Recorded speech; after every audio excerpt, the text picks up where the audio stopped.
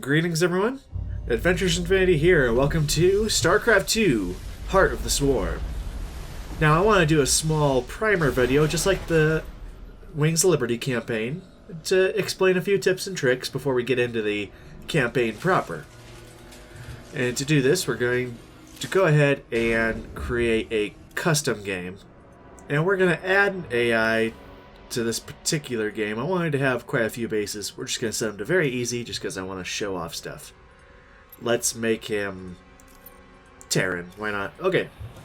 Alright, so I spent a little time goofing off here. Oh, and if you're interested, I actually wrote a text walkthrough for this game on Gamefaqs. And if you want to find where that is, just look up Heart of the Swarm, and it's the starred FAQ out there. But to get on with I'm actually going to be using that as kind of the, I guess, text of this particular lesson. But this video is going to assume that you've seen the Jargon video I did. That's where I explained basic hotkeys and control groups. And then maybe also going as far as to say you've probably played Wings of Liberty by now. So, to go over a couple tips and tricks, I've already got a game pretty far advanced already made here. And I want to go over one trick with the queens. Now usually, this only really applies in multiplayer, but when you're playing multiplayer, you gotta have your queens using this inject larva on the bases in order to actually get a ton of larvae and actually get your macro going. But doing it one base at a time can be pretty inefficient. I'm gonna use up a bunch of these eggs here just so I could use that again. So the fast way to do it is because there isn't any real production building for the Zerg, I have, instead of my production on 3, I have my queens on 3. And what I do is I select, say, all my queens, select spawn larva, and then if you hit the backspace key, it'll actually cycle through your bases.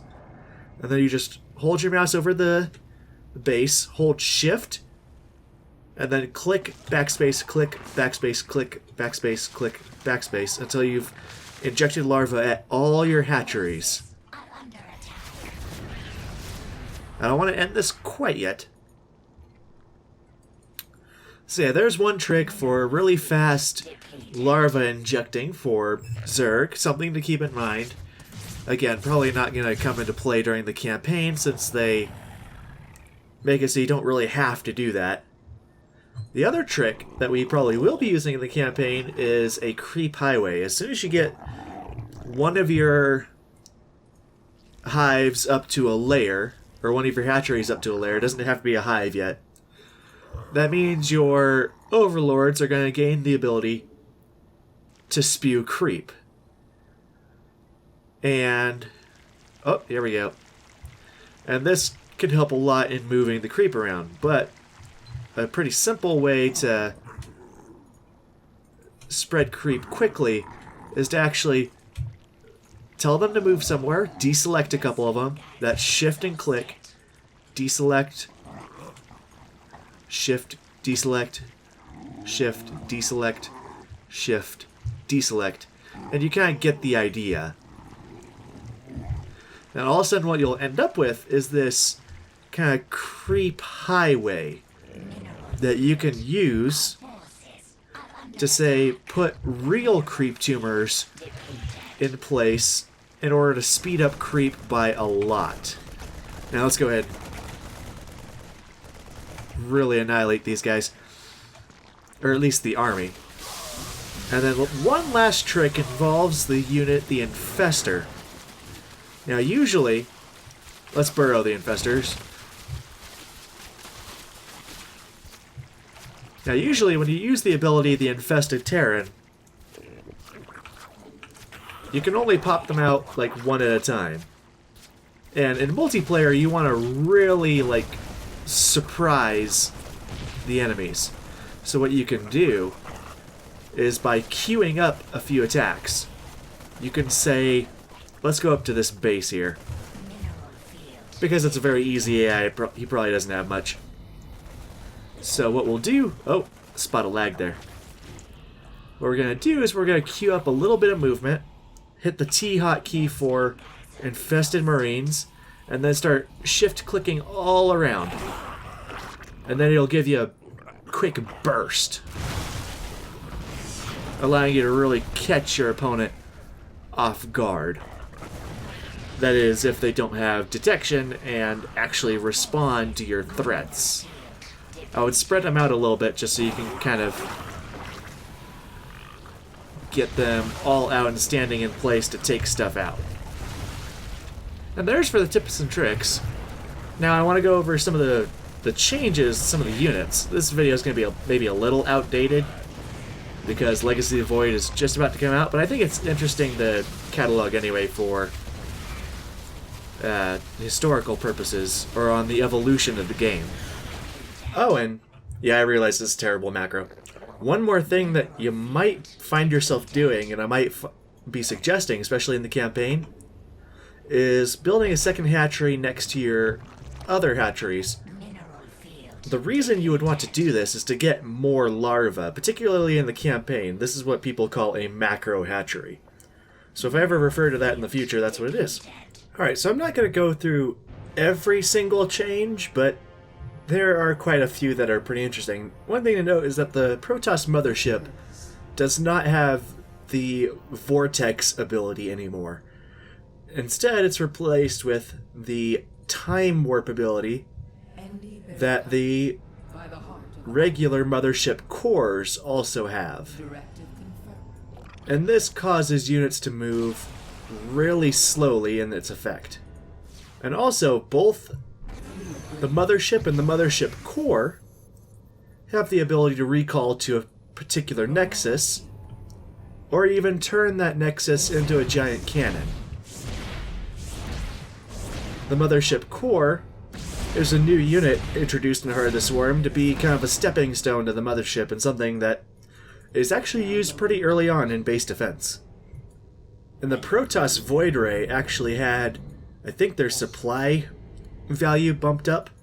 And also, they used to have an ability where the longer they attack something, they would actually charge up their beams, but they no longer have that now. Now it's replaced with an ability that you simply activate, and it'll do more damage to armored units, such as the Roach here. The Phoenix actually got a bit of a range boost, as well as an upgrade to be able to increase that range even further by 2, to allow them to better combat, say, mutalisks. The carriers can now move independently of their interceptors, though if they move too far away from their target, they'll come back. The sentries now have the hallucinate ability without having to research it. Same deal with these Terran siege tanks. They used to require an upgrade to go into siege mode, but now that's no longer the case. Vehicle armor upgrades for both mech and air have actually gotten the upgrades fused into one, so you only have to research one to improve the armor of both. Reapers no longer require a tech lab in order to be built, and can be built out of a reactor 2 at a time, but they no longer have their anti-building grenades. The Hellion had been given a transformation ability to turn into the Hellbat, changing their straight line of fire into a cone, and giving them a good health boost. And the Medevac has been given a boost ability that gives them a temporary boost in power, or afterburners. The Raven's Seeker Missile ability has been adjusted, where the Seeker Missile no longer requires an upgrade, but will trigger after a few seconds.